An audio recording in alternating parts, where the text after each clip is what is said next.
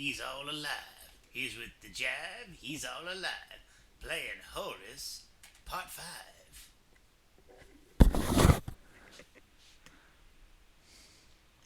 Did you hear the song? The microphone was away from my mouth. Here's the jive, he's alive. Here is Horace, a Part 5. If you didn't hear it, yeah. I'm playing a video game. Here we are.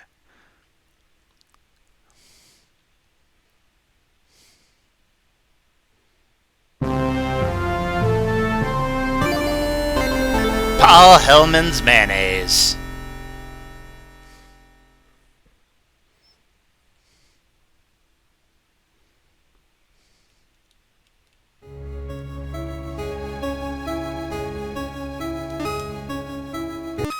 And we're at the prison. Shit's getting real. Come on now. Do it. Here we are.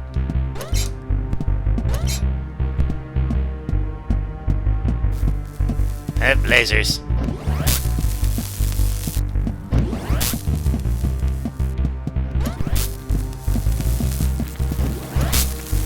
Damn it.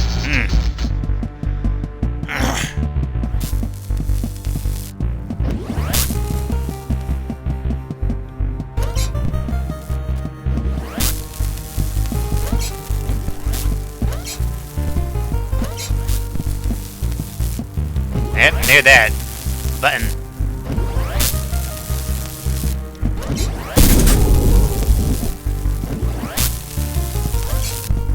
Platformer's instinct.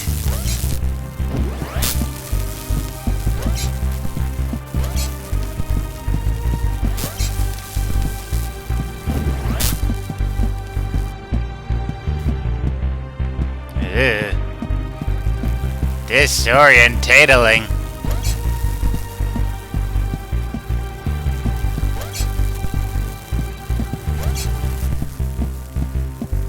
Oh, I'm getting dizzy. Wait, crap, was that what I wasn't supposed to do? Well, I feel like a silly goose now.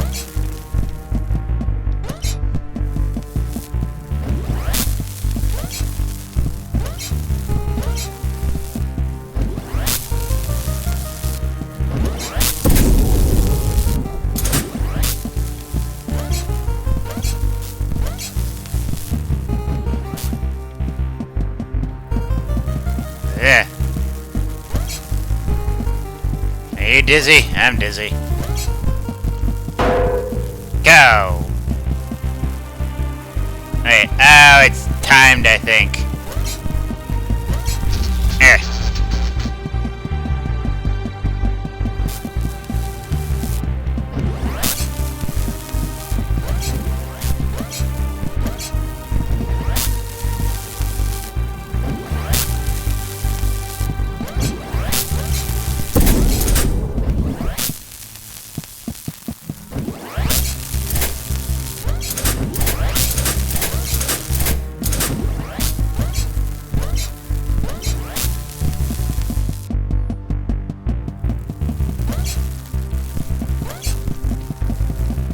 Yes, got it.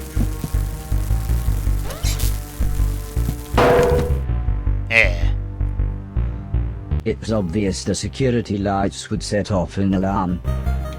Yep.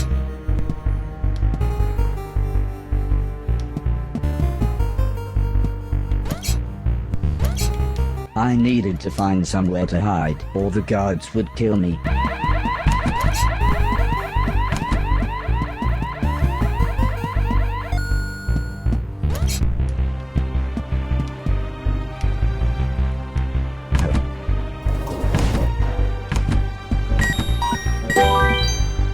All junk cleared.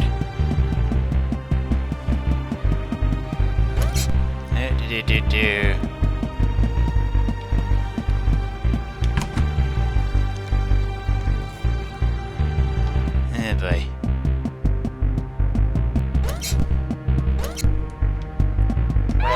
God damn it.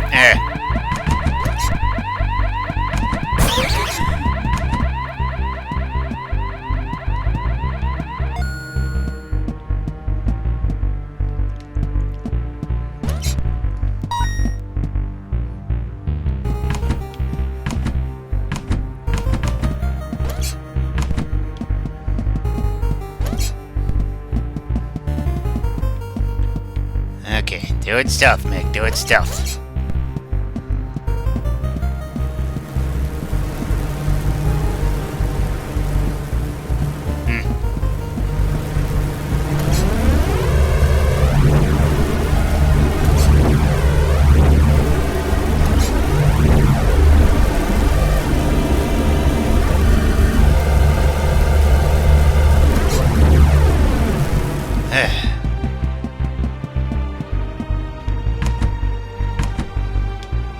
Oh, hiding place.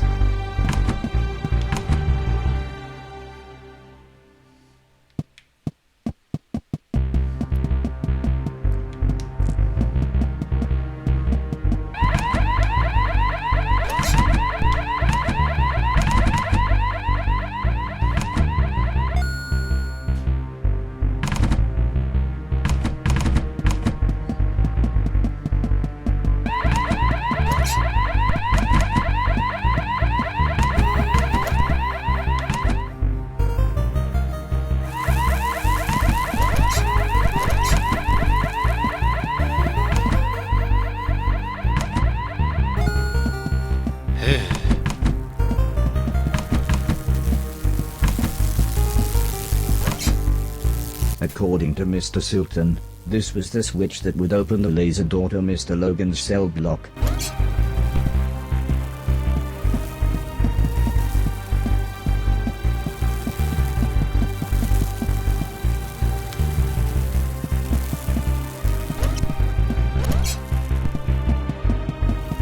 Can't go that way.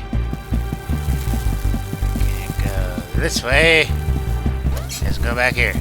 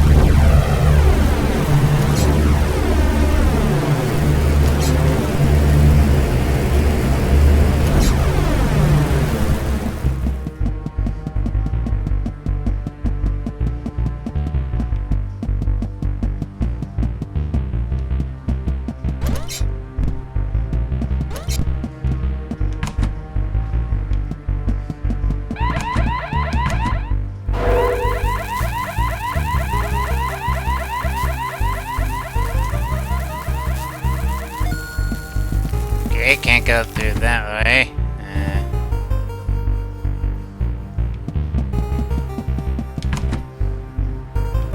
Here we are.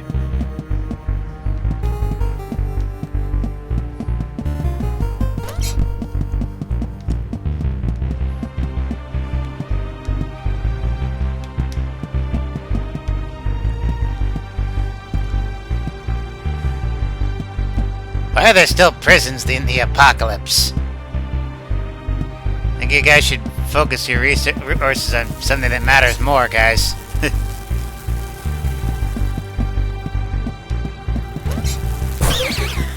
Yep.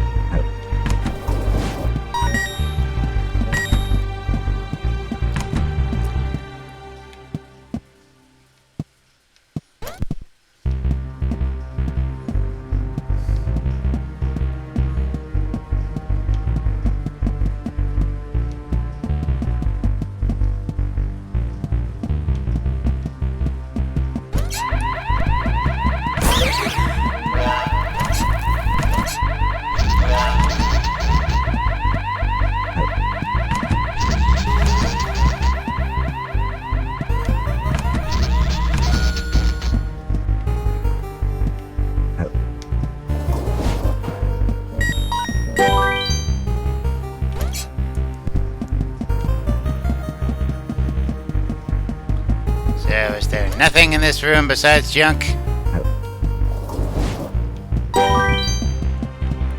Okay, I guess so.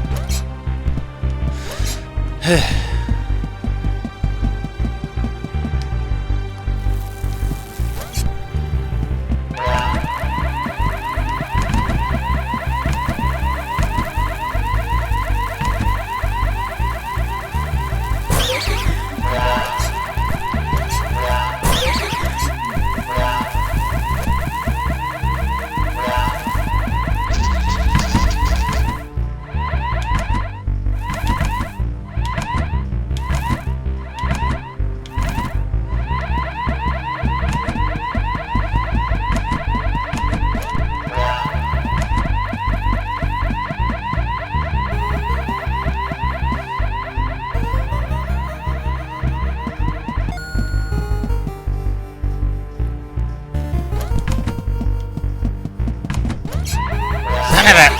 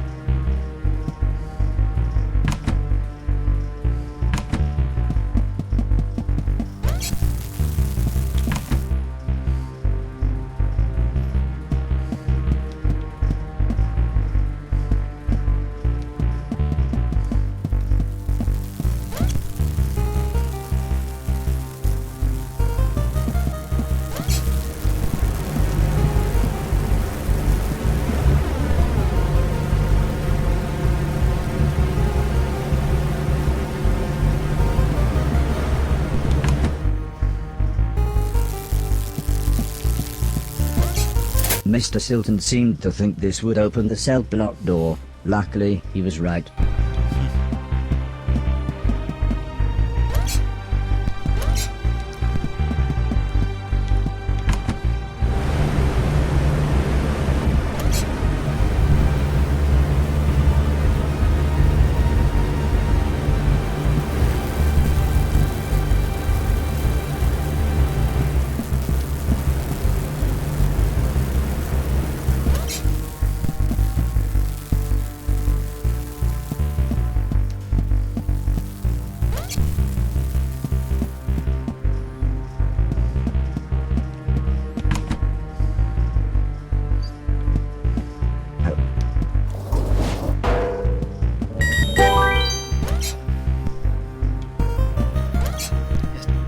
Just the override button.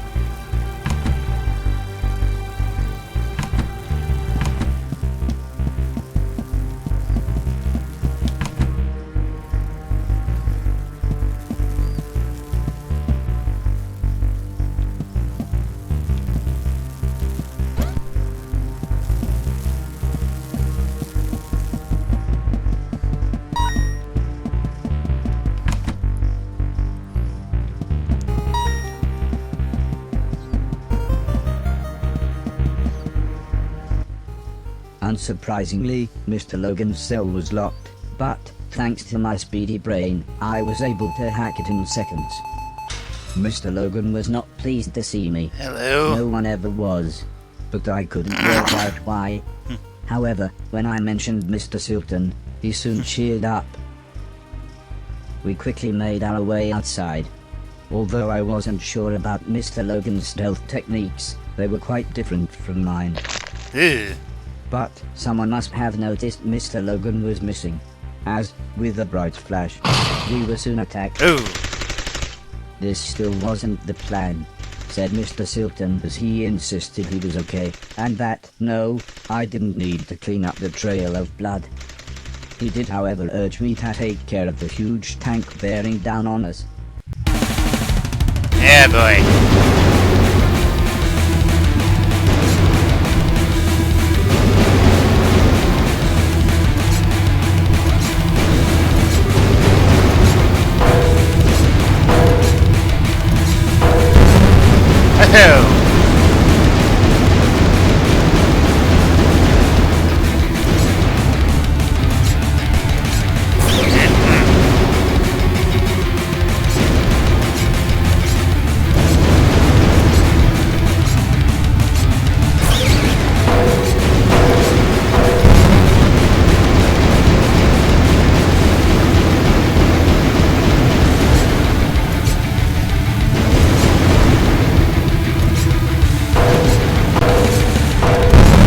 Boom!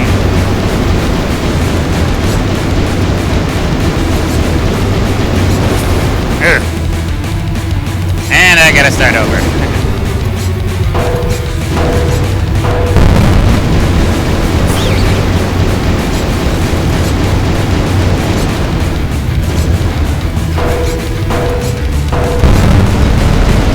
That's two.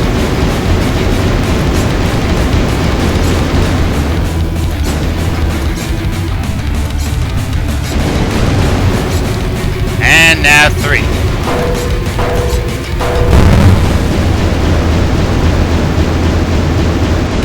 Oh yeah, there's four, I guess.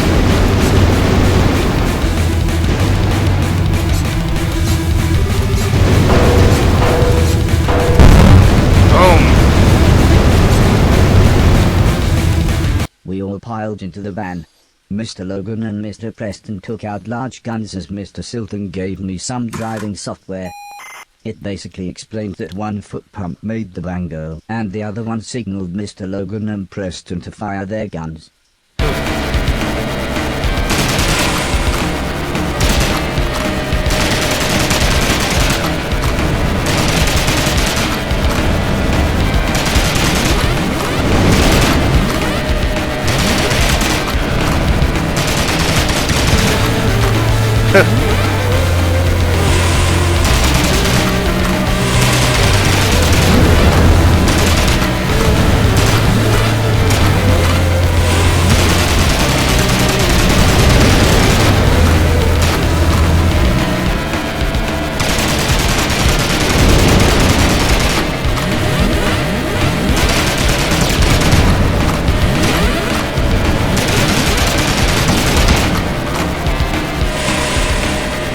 This game took a turn.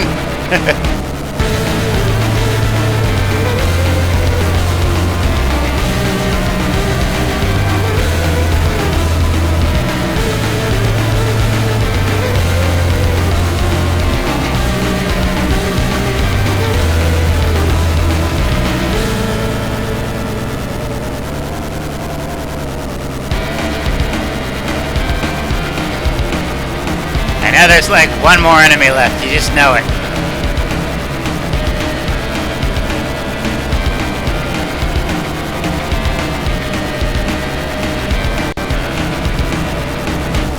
Oh, I guess not. The bullets fired led to non-fatal wounds, but statistically that was incredibly unlikely. Poor Strangely, Horace. I felt too excited and relieved to care. I bet you were. Mr. Sultan winced as he clutched his bleeding shoulder and explained how you can't make an omelette without breaking a few eggs. I think broken eggs meant dead people. Coo-hoo. Sometimes, he said, you have to do whatever it takes to survive, even if that means killing. but not innocent people, said Mr. Logan as he stared straight ahead. Eventually, I asked Mr. Logan what he had done to end up in prison, but he just continued staring out of the window. Mr. Preston smiled as he said, "I suppose someone should explain. He told me when the war started, he and Mr. Silton had avoided conscription, but Mr. Logan was called up. His unit's first orders were to sweep through a huge urban area, killing anything that moved. The only trouble was, hundreds of refugees had recently taken shelter there. The generals knew that those people were there," said Mr. Preston, "but they couldn't have cared less." This isn't the time for another one of your conspiracy theories, interrupted Mr. Silton. Although this obviously annoyed Mr. Preston, he continued explaining how Mr. Logan and another man deserted, and, after a poor attempt to hide in a wooden vaulting horse, the pair of them were caught at gunpoint on a train, whilst trying to speak rudimentary German. Mr. Logan guided us down a small side street as Mr. Preston complained that he needed the toilet. Mr. Silton asked why we were taking the scenic route while he was trying not to bleed to death. But Mr. Logan gave Mr. Silton a quick glance. "You're fine," he said with the faintest of smiles. Soon the night sky was full of twinkling stars, and I was able to impress everyone with my navigation skills. The software was state-of-the-art, but I remember Heather telling me how the ancients had used the stars in much the same way. It always made me smile, thinking about the names she gave the constellations. It was the middle of the night by the time we got back, but Mrs. Silton was still up waiting for us. "Really, again, in the same place," was all she said as she shook her head and tended to Mr. Silton's second bullet wound. Ow. Mr. Preston nearly knocked us over as he sprinted towards the bathroom. It appeared that his body had kept on making urine, even though it didn't have anywhere left to store it.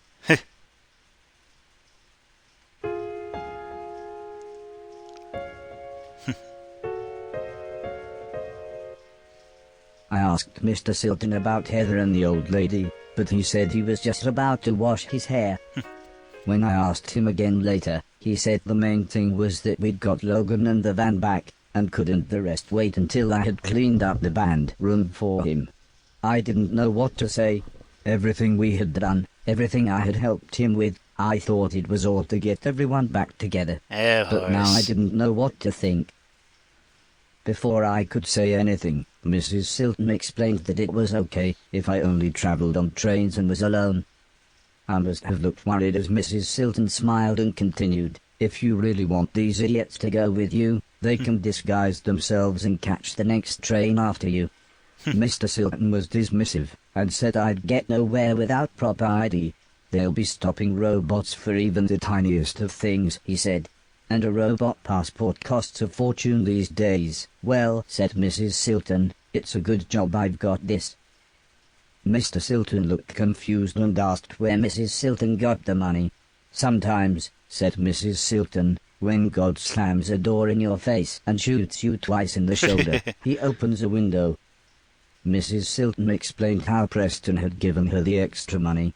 He said there was good money to be made selling pills and powder to people that distracted them from the world being an absolute mess. "Bedtime," said Mr. Logan as he carried his guitar into his room. Everyone else left one by one, leaving me stroking the dog. Don't kill it this time. With your weird disintegration powers.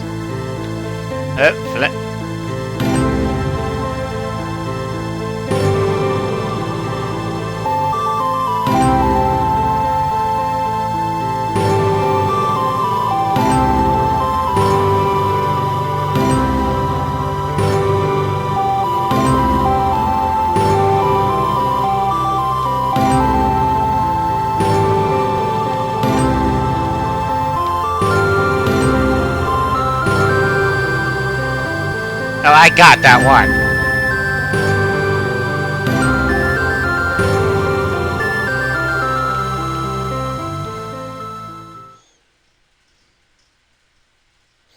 I awoke to the sound of Mrs. Silton making herself some breakfast. It felt very early, but I suppose it was just that we had gotten so late. Mrs. Silton gulped down her coffee, and with a reassuring smile she said, "Let's do this."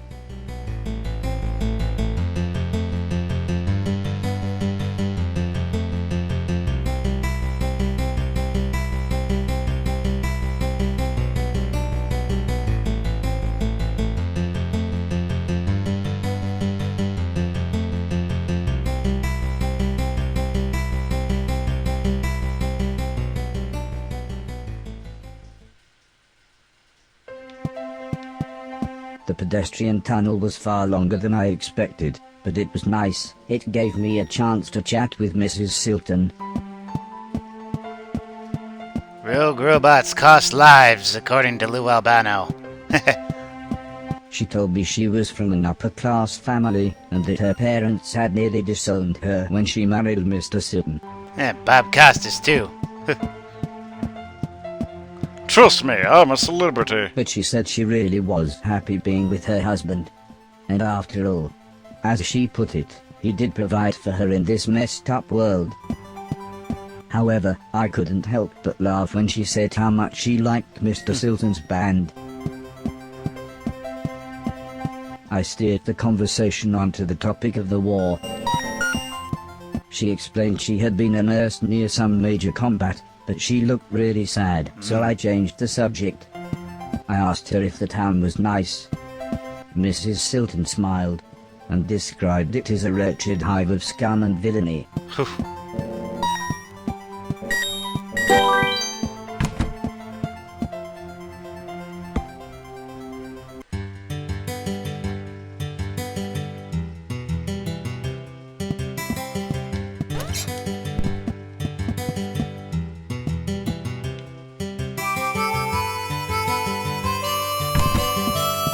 Okay, so I don't need a new one. Awesome.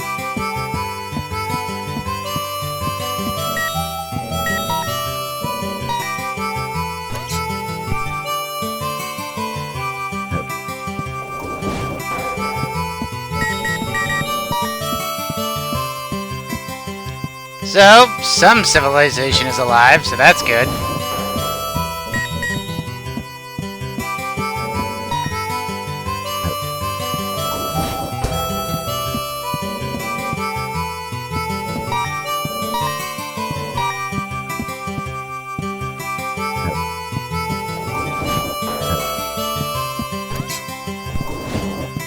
Train tickets cost 1,000. So Mrs. Silton said I should trade in some of the things I'd cleaned so I could afford to travel. However, when we tried the door, it was apparent that the junkyard owner wouldn't be back for a while. So Mrs. Silton suggested I try to earn some money by other means. She said there were plenty of jobs in the town that a robot could do.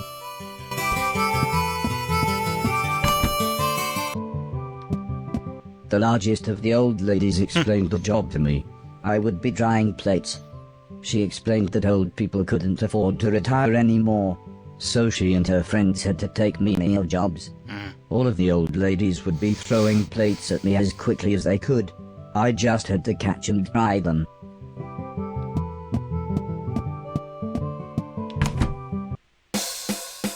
Minigame time. Hey.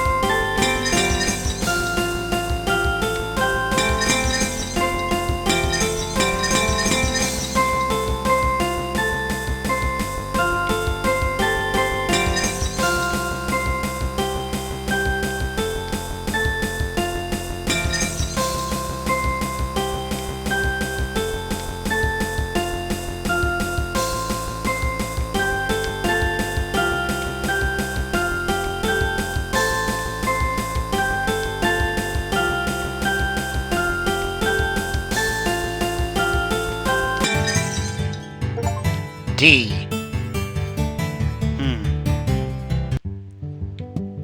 I'm trying that again.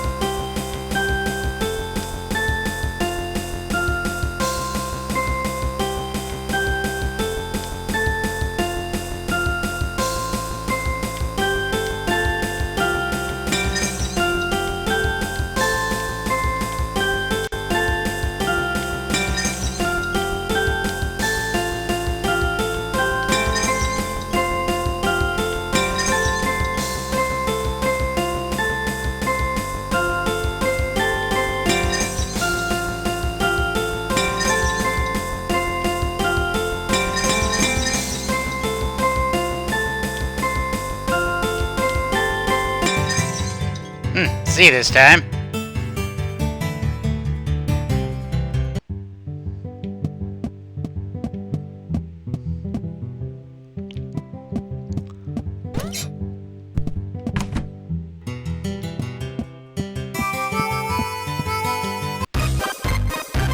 Hello. The rickety old door led into some kind of drinking establishment.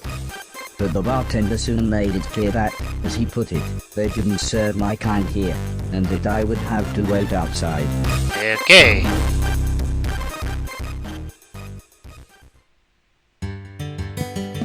Robot racism.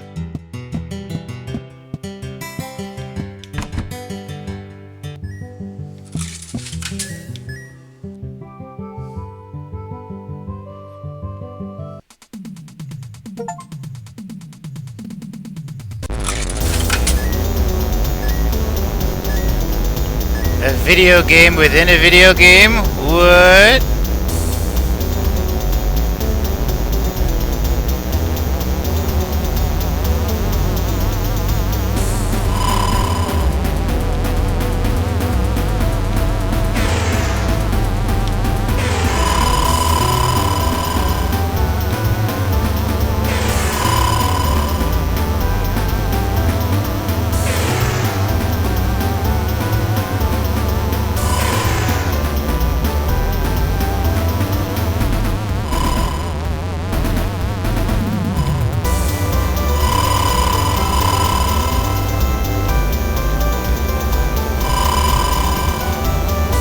Checkpoint.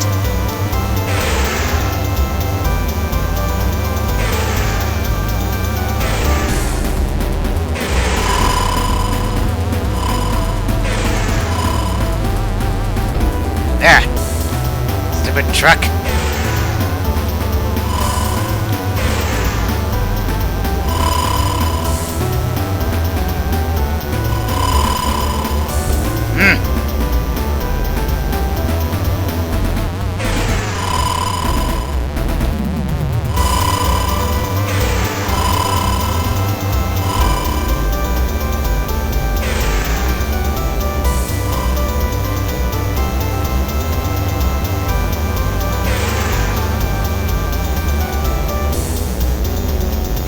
And lost that one.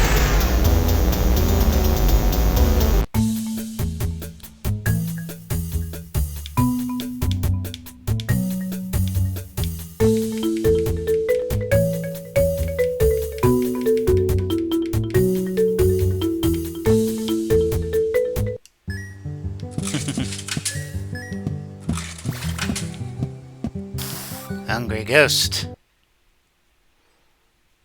Hungry, hungry ghost, ghost. Yes.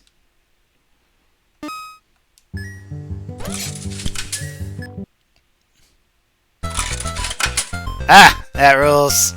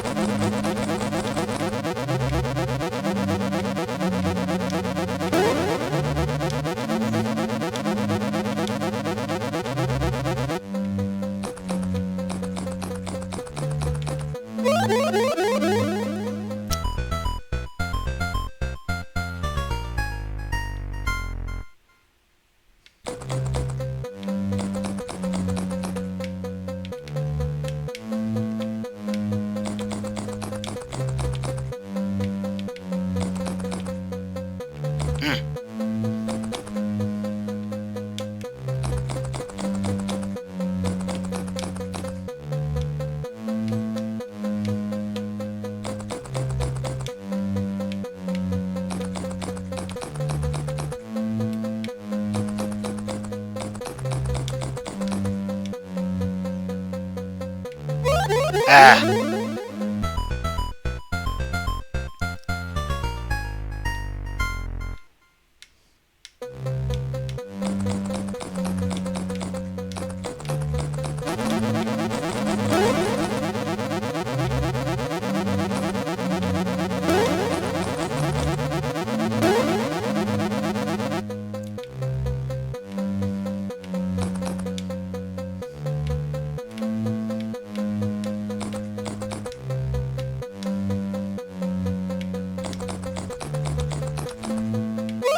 Ah.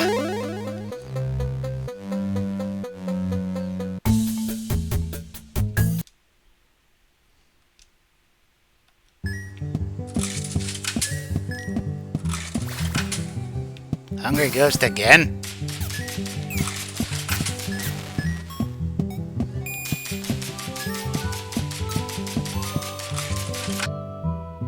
Day off.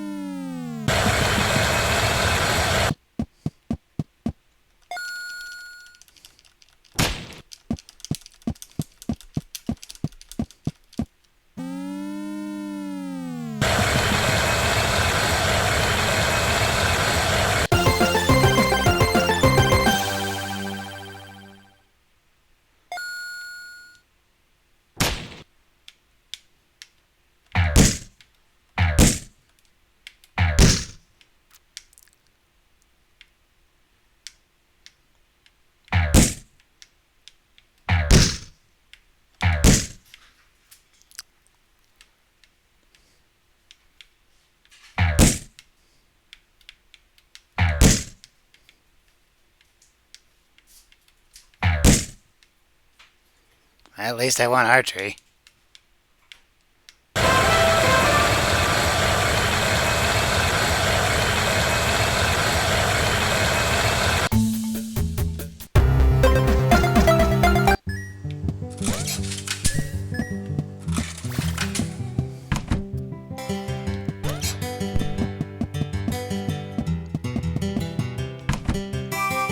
Suddenly, as if by magic, the shopkeeper appeared. "Hello, sir," he said. "If there's something that catches your eye, just pick it up and bring it over to me."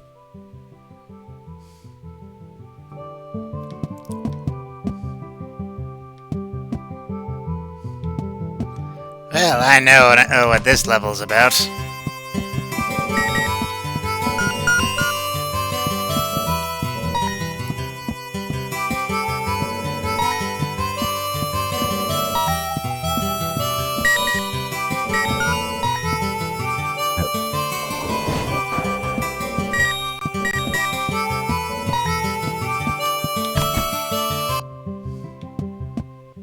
the foreman explained the job to me.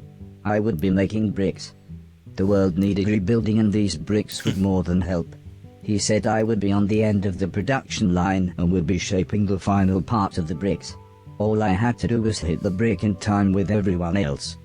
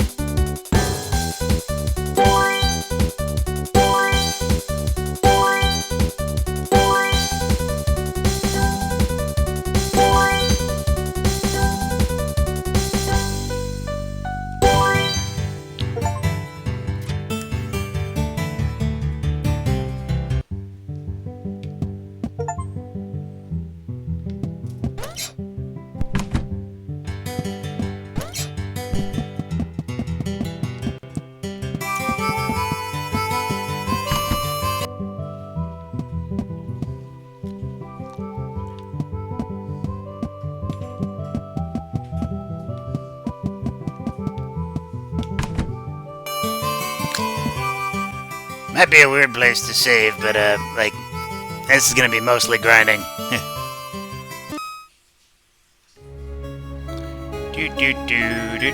Do. Yeah, I hope you enjoy that as much as I did.